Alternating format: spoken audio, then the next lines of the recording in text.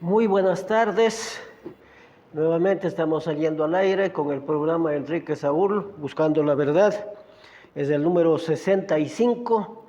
Hemos escogido un estudio muy importante, el cual ¿existe la vida después de la muerte? Es el tema que estamos viendo, y en el último video vimos de que hemos comprobado ya, ¿no? Con muchos textos, con algunos textos, y hay mucho más inclusive, ¿no? Pero con lo estudiado hasta aquí nosotros podemos darnos de cuenta, por ejemplo, lo que Pablo les dice a los corintios, ¿no? Les dice que él, 1 Corintios 7:22, dice, porque en el hombre interior me deleito en la ley de Cristo. Entonces, ese hombre interior es el que estamos estudiándole, ¿no? La Biblia le pone como el alma o espíritu también, porque el alma es un espíritu después de todo, ¿no?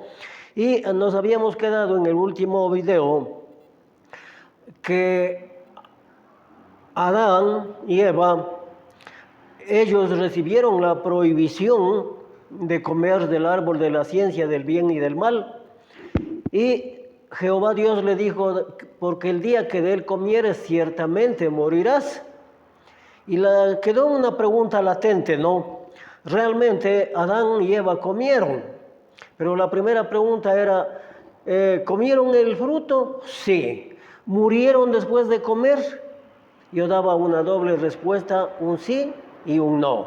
Ya habíamos visto pues que en la genealogía de Adán, él vivió después de haber engendrado a Sed, vivió 800 años. Para la vida de él, un total de 930 años. Entonces, la pregunta que quedó latente, ¿qué es la muerte espiritual? Porque prácticamente el hombre enfrenta dos tipos de muerte: la muerte espiritual y la muerte física. Nadie lo puede eludir, la muerte física, así como también podríamos decir la muerte espiritual, pero esa la podemos nosotros evitar. Vamos a ver, ¿no? En Isaías, el primer texto que vamos a ver, Isaías 59, los versículos 1 y 2, para podernos darnos de cuenta de lo que es la muerte espiritual. Dice, he aquí no se ha cortado la mano de Jehová para salvar, ni se ha agravado su oído para no oír. Y aquí encontramos la muerte espiritual. Pero vuestras iniquidades han hecho división entre vosotros y vuestro Dios, y vuestros pecados han hecho ocultar de vosotros su rostro para no oír. Entonces, en pocas palabras, la muerte espiritual es aquella que el hombre, por el pecado, se separa de Dios. Y Dios también, Él dice que Él está atento, ¿no? Pero por culpa de nuestras iniquidades y pecados, que Él no nos escucha. Entonces, esa es la muerte espiritual, es la separación de Dios con el hombre. Esa muerte pasó a todos, vamos viendo en Romanos 5:12, la carta del apóstol Pablo a los Romanos 5:12, dice,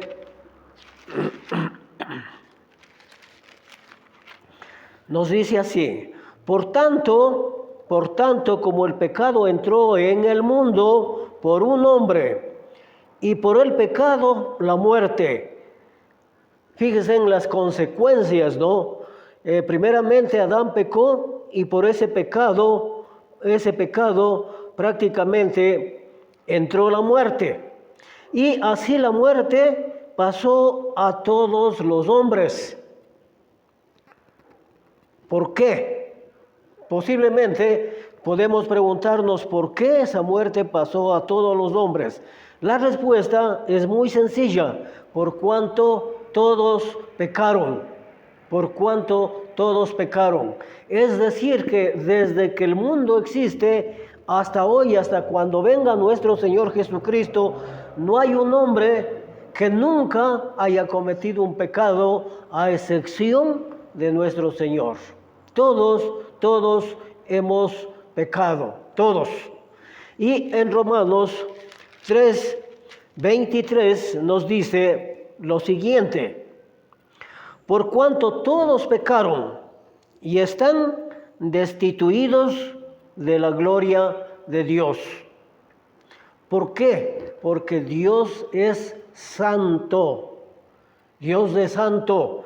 Y cuando la pregunta aquí sería, ¿desde cuándo empieza este pecado en la vida del hombre?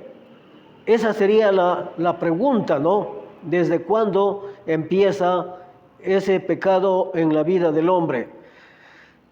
A mi modo de ver, empieza desde la pubertad.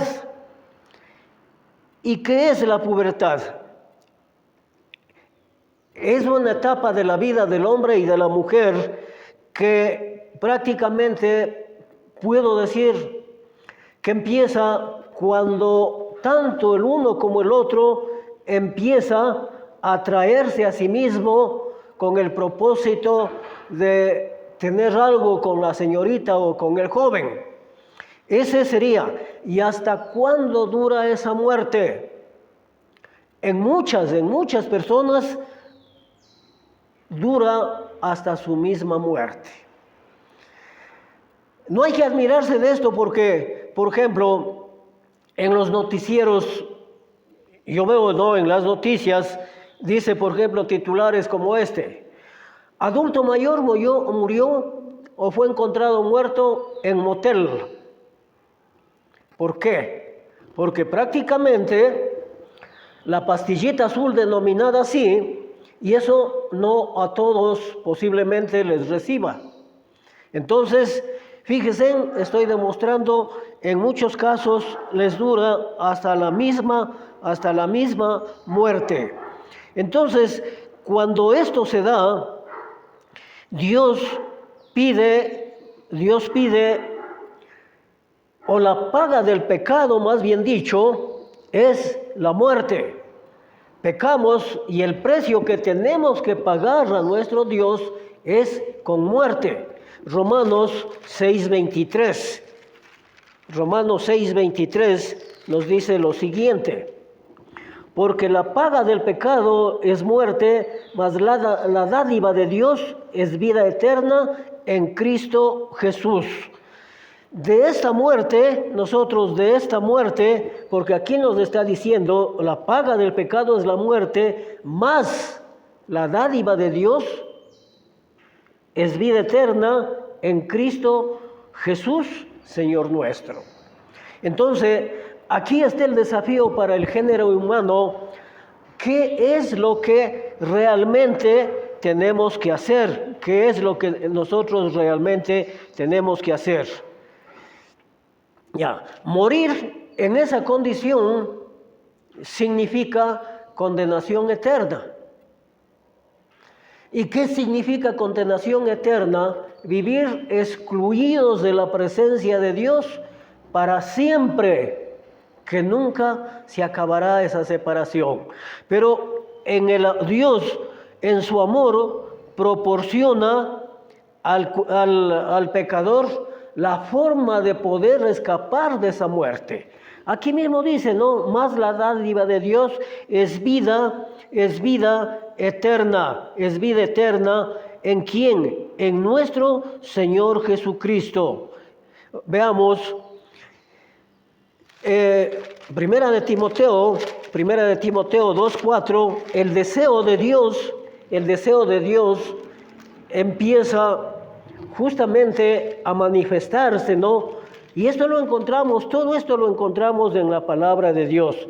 Primera de Timoteo 2:4 dice, el cual quiere, referente a Dios, ¿no? El cual quiere que todos los hombres sean salvos y vengan al conocimiento de la verdad. Bueno, aquí ya estamos encontrando un mensaje, ¿no?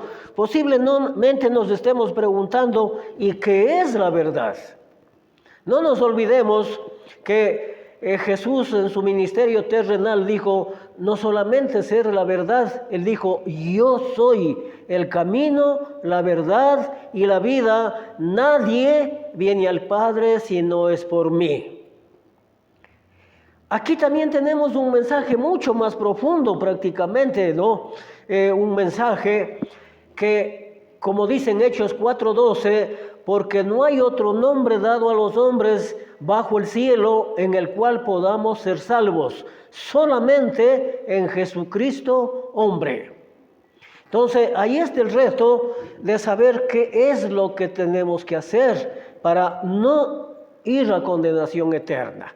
Veamos en Romanos 3:24, se nos va abriendo la esperanza para nosotros evitarnos esa condenación eterna.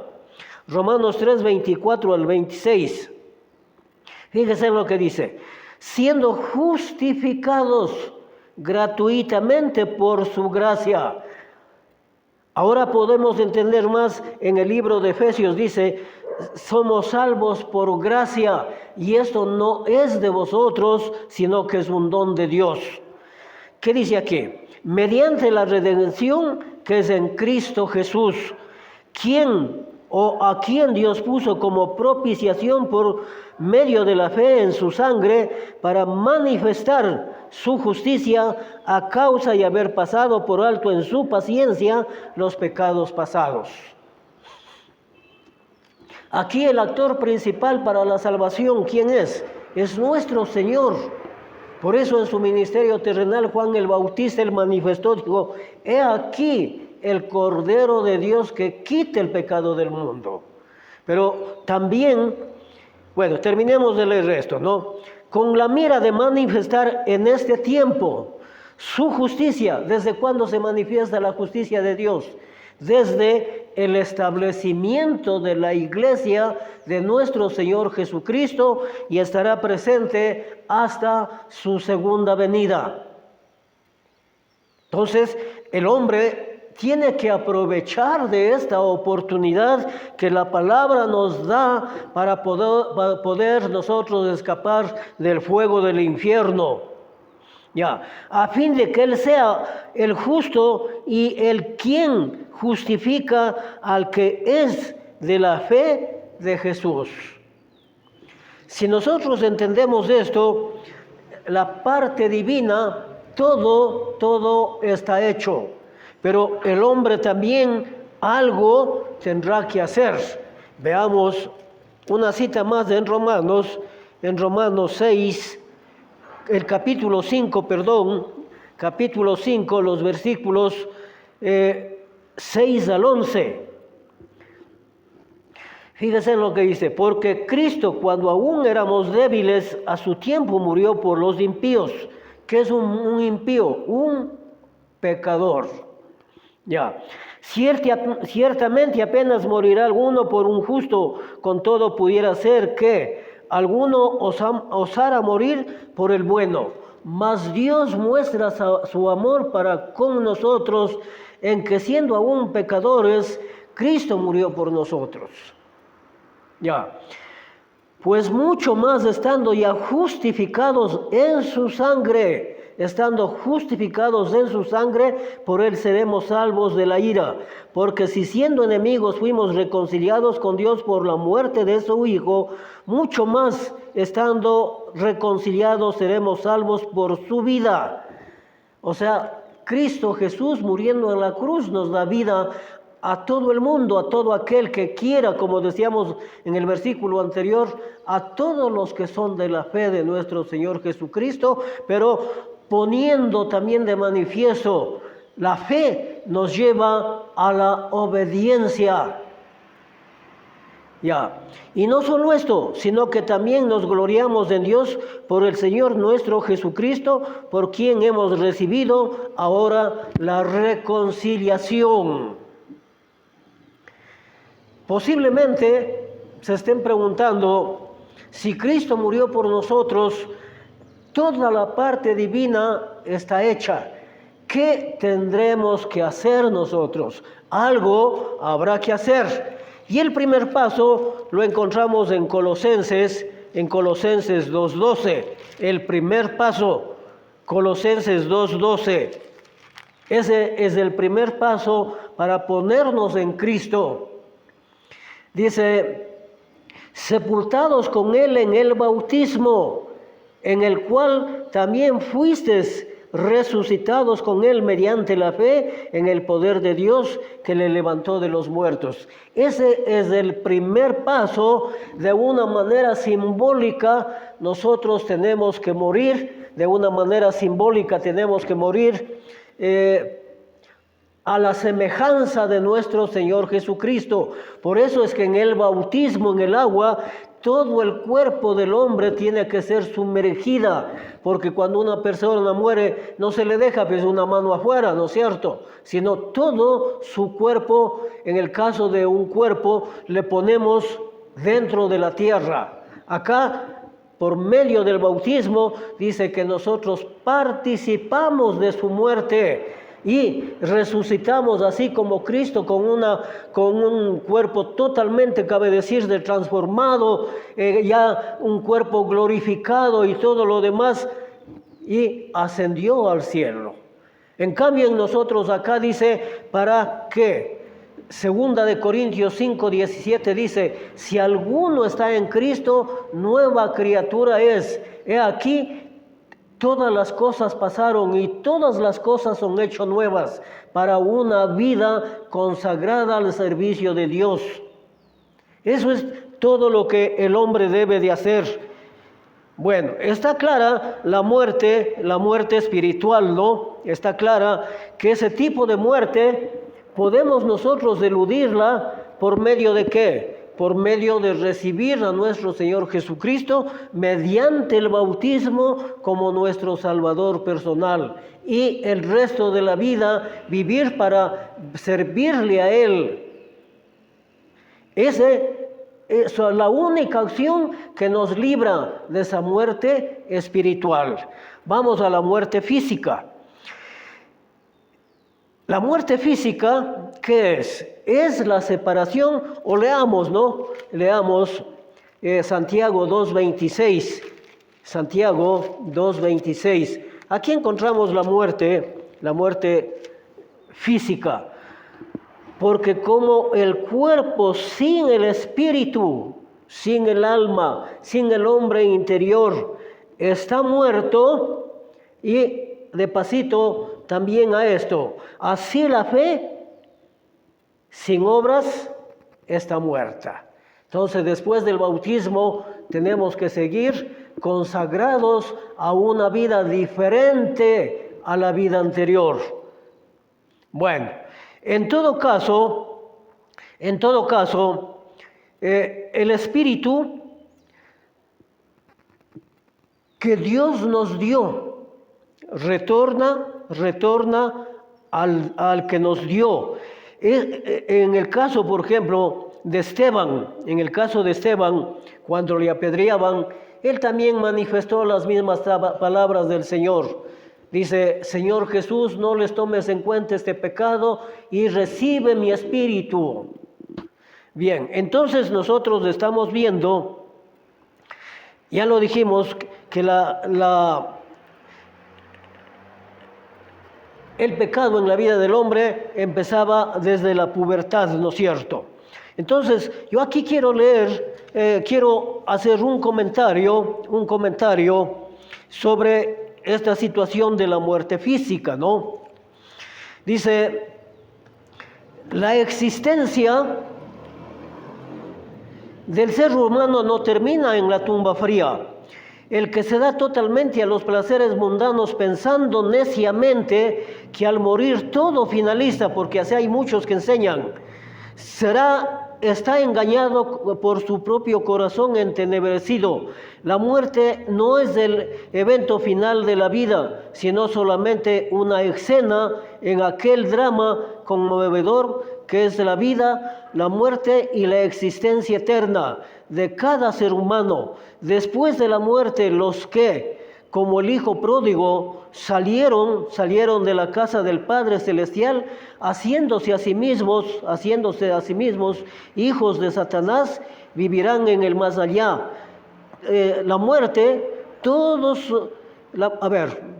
vivirán más allá. De la muerte, todos sus pecados se les hace. La palabra de Dios dice que a unos se les hace patente los pecados antes de que vengan juicio y otros después del juicio. Eso dice en 1 Timoteo 5:24, comprobemos, ¿no? 1 Timoteo 5:24. Entonces, ¿qué significa eso? Que el juicio no se llevará en esta vida, se llevará después de la muerte. Los pecados de algunos hombres se hacen patentes antes de que ellos vengan a juicio, mas a los otros se los descubre después. Pero todos tenemos que comparecer a dar nuestra cuenta ante el tribunal de nuestro Señor Jesucristo. Ya. Estamos viendo, el juicio no se efectuará durante la vida terrenal, sino después, e implica también la existencia después de la muerte. Nosotros podemos ver, por ejemplo, en Hebreos 9:27, que dice: como está decretado que el hombre muera una sola vez y después de esto el juicio. Ya. Tales frases como segunda, por ejemplo, 5 de Corintios, que ya lo mencioné, dice que todos tenemos que acercarnos al tribunal de Cristo para dar cuenta. Casi todos los pecadores son por naturaleza cobardes en lo concerniente a Dios. Son personas sin la fuerza de voluntad y el valor requerido para hacerle frente a Satanás y vencerle por la fe en Cristo Jesús. Podemos nosotros ser vencedores de Satanás, pero eso no lo hacemos por nuestro propio esfuerzo, sino contando con la ayuda de nuestro Señor Jesucristo. Para ellos es mejor no creer en la vida de ultratumba. Desde luego, al pecador le es muy consolador la idea de que el hombre no es nada superior a los animales respecto a la muerte, que al morir nada quedará, que no habrá memoria de los pecados, de pecado alguno, y que no habrá nada que castigar. ¿Por qué? Porque así les enseñan muchos llamados predicadores, qué sé yo, ¿no? Muchas de las almas torturadas por los temores de una condenación eterna logran aliviar su dolor y ansiedad por medio de teorizar. Es una teoría de que el alma es igual al cuerpo. Es lo mismo que el cuerpo. Deducen entonces que cuando se descompone el cuerpo, también se disuelve el alma. Concluyen erróneamente que no tendrán cuenta que dar a Dios de todo lo que se ha hecho o se ha dicho en esta vida. Tal manera disparatada de razonar es nada más que una estratagema mañosa usada por el diablo para engañar a las almas que no quieren cambiar su vida,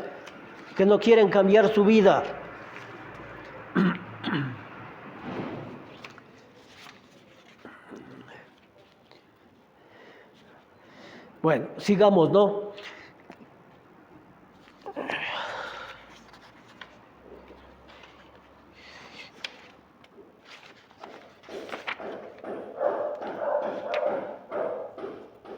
Vamos a seguir comentando de esto.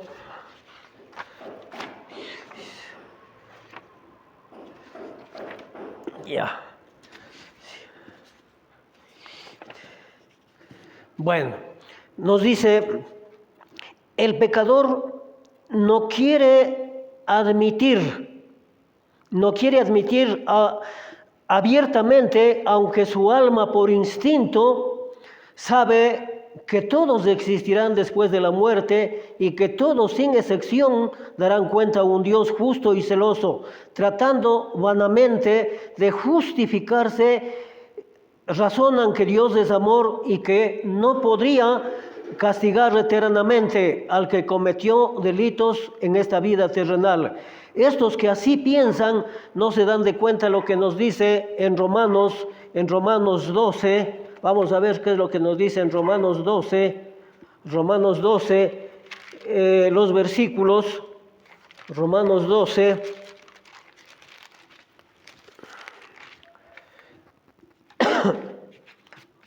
el libro de la carta a los Romanos, capítulo 11, 22 en adelante. Fíjense en lo que dice aquí, dos cosas, ¿no?, importantísimas. Mirad pues la bondad y la severidad de Dios. La severidad ciertamente para con los que cayeron, pero la bondad para contigo, si permaneces en esa bondad, pues de otra manera tú también serás cortado.